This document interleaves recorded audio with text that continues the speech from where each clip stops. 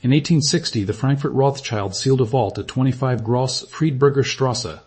Inside it they stored every financial record the family had produced since 1800.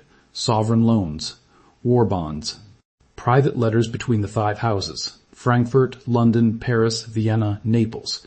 The entire archive of the Naples branch transferred when it closed. 100 years of banking, locked in one room. In 1901, the last Frankfurt Rothschild died. The family did not open the vault to scholars. They did not donate the contents to a museum. They pulped them. 5 full railway carriages of documents. One man tried to stop it. A librarian named Dr Christian Berghoeffer rescued the oldest letters in the count books. Alphonse de Rothschild in Paris blocked him. The rescued papers were sent to France and burned again. Without those records, no government in Europe can reconstruct what it borrowed or on what terms. No nation can verify whether the family that lent it money for war was also lending to the enemy at the same time. And this was only the first round. The family eliminated its own records 2 more times, in 2 more decades, on 2 more sets of instructions. This is that documented story. Stay with me. Every detail in this video comes from the Rothschild Archive's own publicly accessible records. They documented the elimination themselves. The question is what those records contained and why the family wanted them gone. The vault did not contain abstractions. It contained the paperwork behind specific deals that reshaped specific nations. But to understand why those records were worth eliminating, you need to know where the money came from.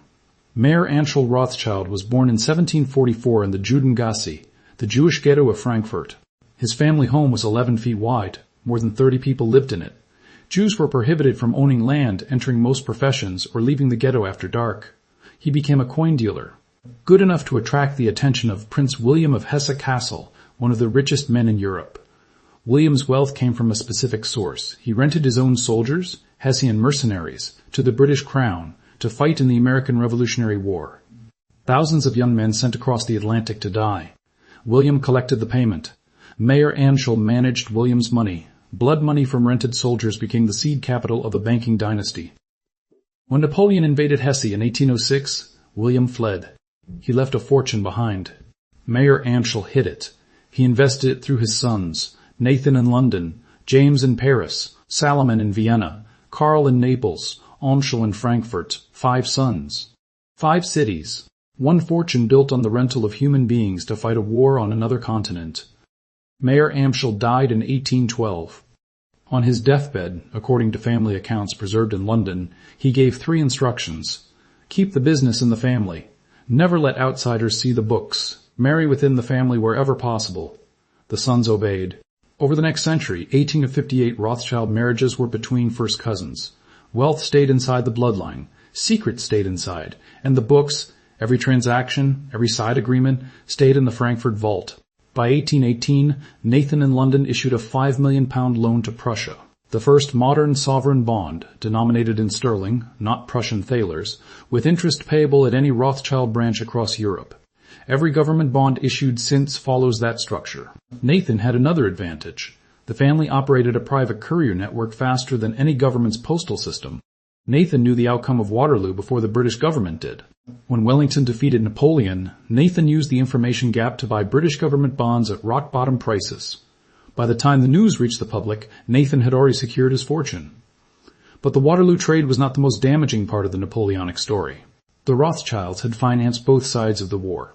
Nathan in London supplied gold to Wellington's armies. His brother James operated inside Napoleon's Paris, trading, transferring funds, and maintaining relationships with the French government. When Napoleon fell, the family that had positioned itself on both sides walked away holding more sovereign debt than any government on the continent. Niall Ferguson documented this in detail. The Rothschilds did not choose a side. They chose both. And the records of how they managed that dual financing. The correspondence between Nathan in London and James in Paris, the internal accounting that tracked which brother was lending to which government, sat in the Frankfurt vault. The family that controlled the fastest information in Europe also controlled its largest private bank. The records of how they used both advantages sat in the Frankfurt vault. In 1820, Chancellor Metternich of Austria needed money. The Rothschilds structured a government loan as a lottery. Salomon moved to Vienna.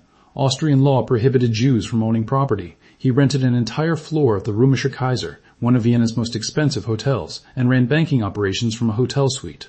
He eventually took over the whole building. In 1836, Salomon financed Austria's first steam railway, the Kaiser Ferdinand's Nordbahn. It connected salt mines, iron mines, and agricultural wealth to the imperial capital. The Rothschilds did not merely lend money for the railway. They owned it. Austria's ability to move troops across its own empire depended on infrastructure financed by one family. In 1855, Salomon's son Anselm founded the Creditanstalt, the largest bank in the Austro-Hungarian Empire. The bank that dominated Austrian finance for 76 years was a Rothschild creation. In 1825, Nathan lent £2 million to the newly independent Empire of Brazil, secured on customs revenues. When the bubble burst, he issued a further $400,000 to service existing debts, the first debt refinancing bond in history. By the 1850s, 14 of Brazil's 18 foreign bond issues ran through the Rothschild Bank. Brazil's financial sovereignty passed through one family's London office. In Naples, Karl Mayer von Rothschild had built the southern branch into one of the most profitable houses in the network. He financed the Bourbon monarchy, the kings of the two Sicilies. He lent to the crown. He managed its debt. He was the banker to the throne. Then Garibaldi arrived. In 1860, Italian unification swept the Bourbons from power. The Rothschilds had backed the losing side. The Naples house lost its principal client overnight. The branch was closed in the early 1860s. Its entire archive, every loan to the Bourbon crown, every transaction with the kingdom of the two Sicilies, every private letter between Karl and his brothers, was shipped to Frankfurt and stored in the vault. When the vault was pulped in 1901, the Naples archive went with it. The financial history of southern Italy's relationship with its most powerful private banker, erased. In 1832, the Vatican was bankrupt. Pope Gregory XVI, head of the church that had confined Jews to ghettos for centuries, had no choice but to borrow £400,000 from a Jewish banking family. Karl Mayer von Rothschild traveled to Rome. Catholic custom required every visitor to kiss the Pope's feet. Karl, as a Jew, was permitted to kiss only the ring. The French poet Alfred de Vigny wrote that a Jew now reigns over the Pope and Christianity. James Mayer de Rothschild became the official papal banker. He then used that leverage to pressure the Pope on conditions in the Roman ghetto. The banker was dictating terms to the church. In 1858, Ferdinand de Lesseps began building the Suez Canal, the waterway that would connect the Mediterranean to the Red Sea and reshape global trade. The project needed enormous capital. The Rothschilds were among the financiers who made it possible. 17 years later, in 1875, Lionel de Rothschild lent £4 million to the British government over dinner with Disraeli, so Britain could purchase Egypt's shares in the same canal the family had helped finance. No contract, no collateral, no parliamentary vote. The Rothschilds helped build the canal. Then they helped Britain buy it. Egypt lost sovereignty over its most valuable asset for 80 years. The records of both deals sat in the same vault. In 1871, France lost the Franco-Prussian War. Bismarck demanded 5 billion francs, the largest war indemnity in history. Alphonse de Rothschild in Paris assembled the syndicate that raised it. He later boasted that his influence had kept the French government in power. The Rothschilds financed France's defeat and then financed the payment France owed for losing. In 1904, the Rothschilds made a different kind of decision. Russia was conducting violent pogroms against its Jewish population. The Tsar needed money for a war against Japan. The Rothschilds refused to lend. It was one of the only times in a century of sovereign lending that the family said no to a major European power. But the refusal had a consequence the Rothschilds did not control. Jacob Schiff, head of Kuhn, Loeb & Company in New York, stepped in. He lent $200 million to Japan instead. Japan won the war. Russia lost. The defeat triggered the 1905 revolution that would eventually lead to the fall of the Tsar. The Rothschilds' refusal to lend to Russia, and the chain of events that followed, reshaped the 20th century. The records of that decision, the internal debate between the five houses, the correspondence about whether to defy the Tsar, sat in the Frankfurt vault. And in 1837, the Rothschilds demonstrated what happened when a nation defied them. President Andrew Jackson had refused to renew the charter of the Second Bank of the United States, an institution with deep Rothschild connections. The Bank of England responded by rejecting all American paper in a single day. The Panic of 1837 followed. American stocks collapsed. Rothschild agents in the United States, including August Belmont, bought up depreciated assets at a fraction of their value. The records of how that operation was coordinated between London, Frankfurt, and New York sat in the vault. Prussia, Austria, Brazil, the Vatican, France, Egypt, Russia, the United States, 8 nations across 5 continents, railways that moved armies, a bank that controlled an empire's finances, a pope who kissed a banker's hand, a war indemnity assembled by the family that financed the losing side. The Tsar refused money because of how he treated Jews. An American president punished for defying a bank. The paperwork behind every one of those deals sat in one vault in Frankfurt. In 1901, the family ordered it all eliminated. Wilhelm Karl von Rothschild died on the 25th of January 1901, last male heir, no one to continue the Frankfurt Bank. But Wilhelm Karl had already started himself. In the final years of his life, he burned private correspondence in a stove in his own study, sometimes for entire evenings with the windows closed and the curtains drawn. He told his physician he was preparing to meet his maker and did not wish to carry certain knowledge across the threshold. Whatever Wilhelm Karl burned in that stove, no one will ever know. The vault. The vault was not his alone. It belonged to the family. The London house sent Joseph Nauheim, a senior clerk who had worked for the family for decades, to manage the closure. Nauheim understood what was in the vault. He knew what he was being asked to do. The vault at Grosse Friedberger Strasse was opened, account books from 1800 onward. Private correspondence between the 5 houses, the entire Naples archive, sovereign loan documentation, terms, interest schedules, repayment records, side agreements for every major government bond the family had underwritten. 5 railway carriages came out, 1,400 hundredweight of paper. The family ordered it pulped, paper reduced to fiber. Ink dissolved. Nauheim carried out the instructions. But he was not alone in understanding what was being lost. Dr Christian Berghoeffer, the former director of the Rothschilds' own public library, rescued a portion of the oldest business letters. He wanted to preserve them as a closed collection under seal, accessible only to authorized researchers. He appealed to the family. Alphonse de Rothschild, head of the Paris house, the man who had assembled the 5 billion franc indemnity syndicate, refused. He ordered the rescue papers transferred to Paris. And there, on the instructions of his right-hand man Neuberger, most of what Berghoeffer had saved was burned.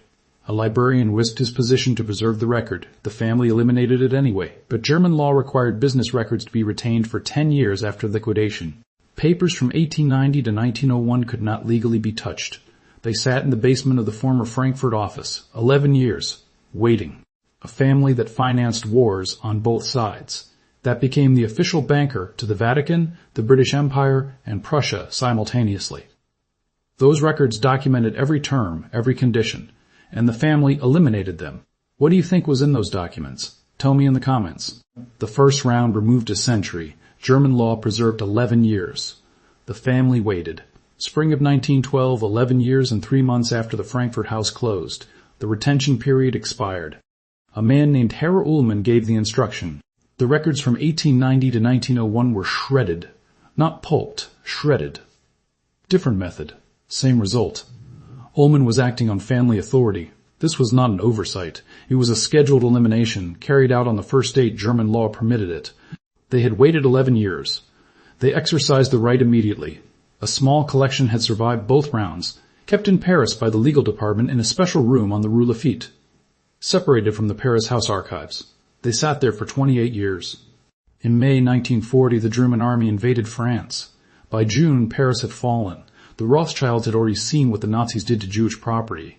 In March 1938, the day after the Anschluss, SS officers walked into the Rothschild Palace in Vienna and seized it. Louis von Rothschild, head of the Austrian branch, was arrested and held for over a year. The family paid a ransom and surrendered their Austrian assets to secure his release. The Kreditanstalt, the bank Anselm had founded, was confiscated. Every Rothschild property in Austria was taken. The family knew what would happen in Paris. Art collections were hidden in the countryside. Some were seized anyway. The Nazis looted over 30,000 objects from Rothschild properties across occupied Europe. Family members who could leave, left. The Frankfurt papers on the Rue Lafitte presented a specific problem. If the Nazis found the financial records of the Rothschild dynasty, every loan to every European government, they would have weaponized them. Every transaction between a Jewish bank and a Christian government would have become propaganda. A man named Ettinghausen gave the final instruction. The last surviving Frankfurt papers were eliminated, not to conceal wrongdoing, to prevent the Nazis from using the family's own records against every Jew in Europe. 3 rounds. 1901, Alphonse and Neuberger. 1912, Ulmann. 1940, Ettinghausen. The first 2 acted to protect the family's privacy. The third may have acted to protect the family's survival. The result is the same. A century of sovereign lending, erased. By 1940, every document was gone. Then the buildings followed. The vault at Grosse Friedberger Strasse, empty. The building at Fahrgasse 146, where Mayor Amschel established the firm, where his 5 sons signed their first partnership agreement, hit by Allied bombing. The Judengasse itself, the ghetto where Mayor Amschel was born in a house 11 feet wide, had already been partially leveled by Napoleon's troops in 1796. That fire left 2,000 inhabitants homeless. The Jews were allowed to live outside the ghetto for 6 months. Then they were sent back. By the 20th century, what remained of the Judengasse was demolished. Today a small museum marks the site. A few excavated basement walls behind glass. That is all that survives of the street where a banking dynasty began. The Frankfurt House. The Vault. The Judengasse. The Fahrgasse building. Every physical trace. Gone.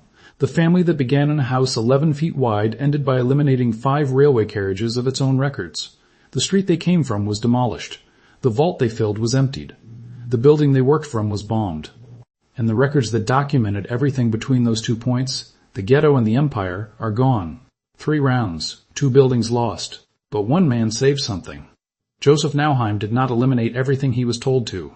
He took back to London the earliest Rothschild partnership agreement from 1810, papers relating to the Frankfurt family trust. A handful of records he judged too significant to lose. Those documents sit today in the Rothschild archive in London.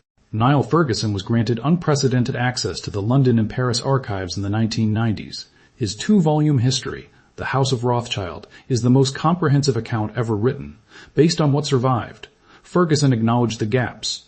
The Frankfurt records. The oldest, the most complete, gone. The Naples archive, gone. The legal retention papers, gone. The Paris remnants, gone.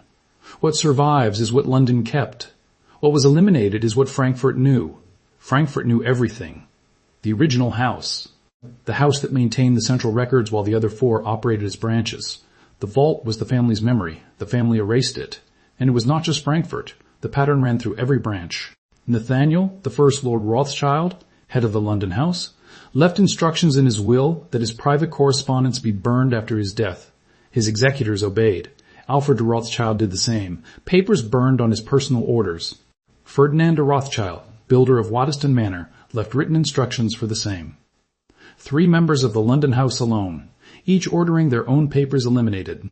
Mayor Amschel's deathbed instruction, never let outsiders see the books, carried out across 3 generations, 5 cities, a full century.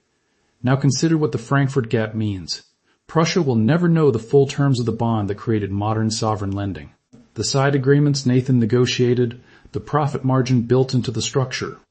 Brazil will never know the conditions attached to 14 of its 18 foreign bond issues, the leverage held over its customs revenues. The Vatican will never know what concessions were negotiated alongside the 1832 loan, what James demanded in return for pressuring the Pope. Austria will never know the private agreements between Salomon and Metternich, the terms attached to the Kreditanstalt.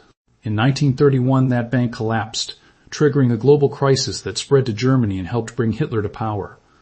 The bank the Rothschilds built in 1855 helped wreck the world economy 76 years later. The records of how it was structured had been pulped 3 decades before the collapse. France will never know the internal terms of the largest war indemnity in European history, what Alphonse demanded for keeping Thiers in power. Egypt will never know the private terms of a £4 million dinner handshake. Russia will never know the full internal debate that led the Rothschilds to refuse lending during the Russo-Japanese War, the correspondence between the 5 houses about whether to defy the Tsar, the calculation of what would happen if they said no, and what happened after they did. The United States will never know the full coordination behind the Panic of 1837, the communications between London and Frankfurt that preceded the Bank of England's rejection of American paper, the instructions that went to August Belmont on what to buy and when. 8 nations. A century of borrowing, lending, refusing, and punishing. The full terms erased by the family that set them. The Rothschild archive holds 4,000 linear feet of records in London. Researchers can apply for access. But the Frankfurt vault is empty. The building is rubble. 5 railway carriages of records were pulped, shredded, and burned across 3 decades by 3 men on 3 sets of instructions from the same family. The documents that survived are in London. The documents that were eliminated are the ones that would have completed the picture. The Rothschild Archive at rothschildarchive.org. Niall Ferguson's The House of Rothschild. The Guide to the Collections, the Frankfurt Banking House. The address, 25 Grosse Friedberger Strasse. The building, gone. The records, gone. The admission, still on their website. If the records contain nothing damaging, why did the family spend 40 years making sure they were eliminated? Subscribe if that question stays with you. And tell me, where are you watching this from? If you haven't seen it yet, watch the video on how Rothschild lent Disraeli £4 million over dinner for the Suez Canal. The records of that loan were in this vault. And if you want to see how the same patterns that built banking empires in the 19th century are still wrecking billion-dollar companies today, check out my new channel, Billion to Bust. Link in the description. I'll see you in the next one.